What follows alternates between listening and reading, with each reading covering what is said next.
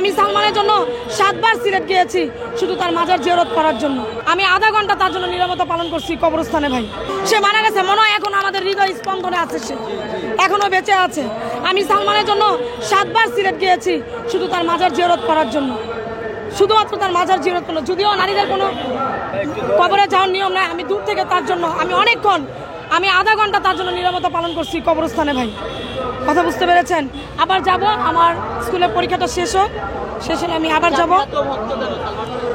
আমি জানি না, ওর প্রতি একটা টান, একটা ভালোবাসা, মায়া কাজ করে। আমরা তো খুনি সামিরা না যে আমাদের হৃদয় বলে কিছু নাই, আমাদের হৃদয় আছে, মন আছে এখনো।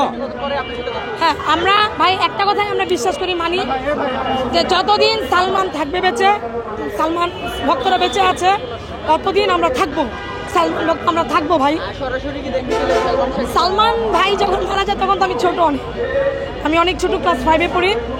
আর এই জেনারেশনে যদি সালমান থাকতো অবশ্যই তার সাথে কথা হতো, ইভেন হয়তো বা তার বাসায় যেতাম, ভাইয়াকে শুধু কি ভালোবাসা তার ভাই ভক্ত। সামিরার উদ্দেশ্যে আমার একটাই বলা, এই বাংলার মাটিতে সামিরার মতন যেন মন মানসিকতা, ওই সৃষ্টিকতা যেন না একটা নারীর মন না তৈরি করে। ভাই আপনারা ছেলে স্বামী পুরুষ আছে বিধায় আমরা নারীরা আছি, পুরুষের ভালোবাসা আছে বিধায় আমরা আছি। সালমান তাকে কোনো দিক দিয়ে কম রাখে না, ভাই ভালোবাসা দিয়েছে। কিন্তু কোনো নারী যদি তার দৈহিক চরিত্র ঠিক রাখতে না পারে, সে ভালোবাসার মূল্য কি বুঝবে? আপনি আমাকে বলেন, তার ভিতরে সেই মূল্যটুকু আছে? ভালোবাসা কি বুঝে? সে তো একাধিক বেড শেয়ার করতে পছন্দ করে। সামিরাকে আল্লাহ তৈরি করছে বেড শেয়ার করার জন্য, আর কিছু না।